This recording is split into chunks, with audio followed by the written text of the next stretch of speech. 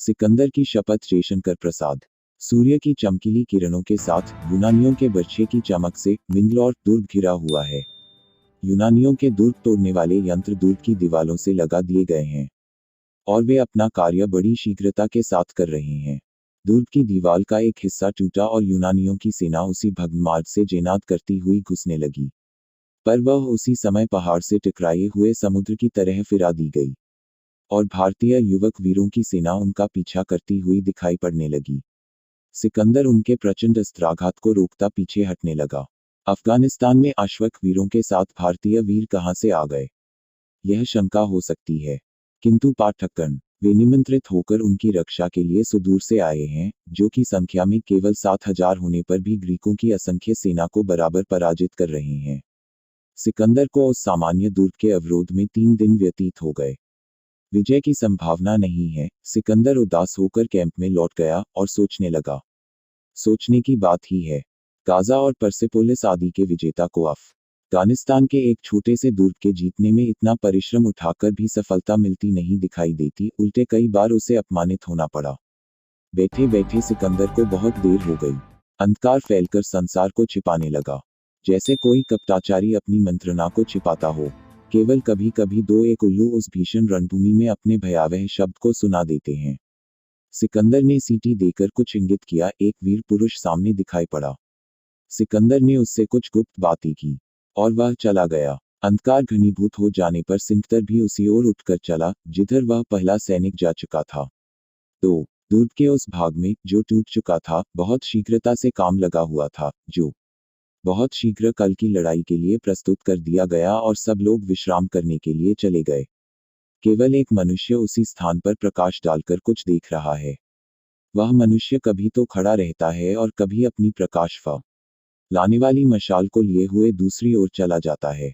उस समय उस घोर अंधकार में उस भयावह दूर की प्रकांड छाया और भी स्पष्ट हो जाती है। उसी छाया में छिपा हुआ सिकंदर खड़ा है। उसके हाथ में धनुष और बाण है। सके सब अस्त्र उसके पास हैं। उसका मुख यदि कोई इस समय प्रकाश में देखता तो अवश्य कहता कि यह कोई बड़ी भयानक बात सोच रहा है, क्योंकि उसका सुंदर मुखमंडल इस समय विचित्र भावों से भरा है। अकस्मात उसके मुख से एक प्रसन्नता का चीत्कार निकल पड़ा, जिसे उसने बहुत व्यग्र होकर छिपाया। समीप की झाड़ी से एक दूसरा मनुष्य निकल पड़ा, जिसने आकर सिकंदर से कहा, देर न कीजिए, क्योंकि यह वही है। सिकंदर ने धनुष को ठीक करके एक विषमय बाण उस पर छोड़ा और उसे उसी दूर पर टहलते हुए मनुष्य की ओर लक्ष्य करके छोड़ा। लक्ष्य ठीक था, वह मनुष्य लुढ़क नीचे आ रहा। सिकंदर और उसके साथी ने झट जाकर उसे उठा लिया, किंतु उसके चीत्कार से दूर पर का एक प्रेरी झुककर देखने लगा। उसने प्रकाश डालकर पूछा, कौन है? उत्तर मिला, मैं दूर से नीचे गिर पड़ा हूँ। प्रेरी ने कहा, घबराइए मत, मैं डोरी लटकाता हूँ। डोरी बहुत जल्द लटका दी गई। अफगान वेश था। सिकंदर उसके सहारे ऊपर चढ़ गया। ऊपर जाकर सिकंदर ने उस प्रेरी को भी नीचे गिरा दिया, जिसे उसके साथी ने मार डाला और उसका वेश आप लेकर उस सीढ़ी से ऊपर चढ़ गया। जाने के पहले उसने अपनी छो सेना को भी सी जगह बुला लिया और धीरे धीरे उसी रस्सी की सीढ़ी से वे सब ऊपर पहुंचा दिए गए। 3 दुर्ग के प्रकोष्ठ में सरदार की सुंदर पत्नी बैठी हुई है। मदिरा विलोल दृष्टि से कभी दर्पण में अपना सुंदर मुख और कभी अपन नवीन नील वसन को देख रही है। उसका मुख लालसा की मदिरा से चमक चमक कर उसकी ही आंखों में चकाचौंध पैदा कर रहा है। अकस्मात प्यारे सरदार कहकर वह चौंक पड़ी, पर उसकी प्रसन्नता उसी क्षण बदल गई जब उसने सरदार के वेश में दूसरे को देखा। सिकंदर का मानुषिक सौंदर्य कुछ कम नहीं था। अबला हृदय को और भी दुर्बल बना देने के लिए वह पर्याप्त था। वे एक दूसरे को निर्निमेष दृष्टि से देखने लगे, पर अफगान रमणी की शिथिलता देर तक न रही। उसने हृदय के सारे बल को एकत्र करके पूछा, तुम कौन हो? उत्तर मिला, शाहनशाह सिकंदर। रमणी ने पूछा, यह वस्त्र किस तरह मिला? सिकंदर ने कहा, सरदार को मार डालने से। रमणी के मुख से चीत्कार के साथ ही निकल पड़ा, क्या सरदार मारा गया? सिकंदर, हाँ, अब वह इस लोक में नहीं है। रमणी ने अपना मुख दोनों हाथों से ढक लिया, पर उसी क्षण उसके हाथ में एक चमकता हुआ छुरा दिखाई देने लगा। सिकंदर घुटने के बल बैठ गया और बोला, सुंदरी, एक जीव के लिए तुम्हारी 2 तलवारें बहुत थी, फिर तीसरी की क्या आवश्यकता है? रमणी की दृढ़ता हट गई और न जाने क्यों उसके हाथ का छुरा छटक कर गिर पड़ा। वह भी घुटनों के बल बैठ गई। सिकंदर ने उसका हाथ पकड़कर उठाया अब उसने देखा कि सिकंदर अकेला नहीं है, उसके बहुत से सैनिक दूर पर दिखाई दे रहे हैं। रमणी ने अपना हृदय दृढ़ किया और संदूक खोलकर एक जवाहिरात का डिब्बा ले आकर सिकंदर के आगे रखा।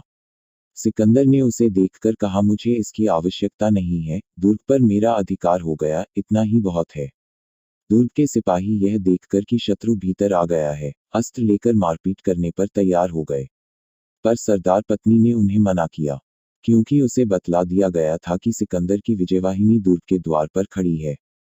सिकंदर ने कहा, तुम घबराओ मत, जिस तरह से तुम्हारी इच्छा होगी उसी प्रकार संधि के नियम बनाए जाएंगे। अच्छा, मैं जाता हूँ। अब सिकंदर को थोड़ी दूर तक सरदार पत्नी पहुंचा गई। सिकंदर थोड़ी सेना छोड़कर आप अपने शिविर में चला गया। 4. संधि हो गई। सरदार पत्नी ने स्वीकार कर लिया कि दुर्ग सिकंदर के अधीन हो। सिकंदर ने भी उसी को यहाँ की रानी बनाया और कहा, भारतीय योद्धा जो तुम्हारे यहाँ आए हैं वे अपने देश को लौटकर चले जाएं। मैं उनके जाने में किसी प्रकार की बाधा न डालूंगा। सब बातें शब्दपूर्वक स्वीकार कर ली गई। राजपूत वीर अपने परिवार के साथ उस दुर्ग से निकल पड़े, स्वदेश की ओर चलने के लिए तैयार हुए। दुर्ग के समीप ही एक पहाड़ी पर उन्होंने अपना डेरा जमाया और भोजन करने का प्रबंध करने लगे। भारतीय रमणियां जब अपने प्यारे पुत्रों और पतियों के लिए भोजन प्रस्तुत कर रही थीं, तो उनमें उस अफगान रमणी के बारे में बहुत बातें हो रही थीं, और वे सब उसे बड़ी घृणा की दृष्टि से देखने लगी, क्योंकि उसने एक पति हत्याकारी को आत्मसमर्पण कर दिया था। भोजन के उपरांत जब सब सैनिक विराम करने लगे तब युद्ध की बातें कहकर अपने चित्त को प्रसन्न करने लगे। थोड़ी देर नहीं बीती थी कि एक ग्रीक अश्वारोही उनके समीप आता दिखाई पड़ा, जिसे देखकर एक राजपूत युवक उठ खड़ा हुआ और उसकी प्रतीक्षा करने लगा। ग्रीक सैनिक उसके समीप आकर बोला, शाहनशाह सिकंदर ने तुम लोगों को दया करके अपनी सेना में भर्ती करने का विचार किया है। आशा है कि इस संवाद से तुम लोग बहुत प्रसन्न होगे। युवक बोल उठा, इस दया के लिए हम लोग कृतज्ञ हैं, पर अपने भाइयों पर अत्याचार करने में ग्रीकों का साथ देने के लिए हम लोग कभी प्रस्तुत नहीं हैं। ग्रीक तुम्हें प्रस्तुत होना चाहिए, क्योंकि शाहनशाह सिकंदर की आज्ञा है। युवक, नहीं महाशय, क्षमा कीजिए। हम लोग आशा करते हैं कि संधि के अनुसार हम लोग अपने देश को शांतिपूर्वक लौट जाएंगे, इसमें बाधा न डाली जाएगी। ग्रीक, क्या तुम लोग इस बात पर दृढ़ हो? एक बार और विचार कर उत्तर दो, क्योंकि उसी उत्तर पर तुम लोगों का जीवन मरण निर्भर होगा। इस पर कुछ राजपूतों ने संवेद स्वर से कहा, हाँ हाँ, हम अपनी बात पर दृढ़ हैं, किंतु सिकंदर, जिसने देवताओं के नाम से शपथ ली है, अपनी शपथ को न भूलेगा। ग्रीक, सिकंदर ऐसा मूर्ख नहीं है कि आए हुए शत्रुओं को और दृढ़ होने का अवकाश दे। अस्तु, अब तुम लोग मरने के लिए तैयार हो। इतना कहकर वह ग्रीक अपने घोड़े को घुमाकर सीटी बजाने लगा, जिसे सुनकर अगणित ग्रीक सेना उन थोड़े से हिंदुओं पर टूट पड़ी। इतिहास इस बात का साक्षी है कि उन्होंने प्राण से युद्ध किया और जब तक कि उनमें एक भी बचा, बराबर लड़ता गया। क्यों न हो, जब उनकी प्यारी स्त्रियां उन्हें अस्त्रहीन देखकर तलवार देती थीं और हंसती हुई अपने प्यारे पतियों की युद्ध क्रिया देखती थीं। रणचंडियां भी अकर्मण्य न रहीं, जीवन देकर अपना धर्म रखा।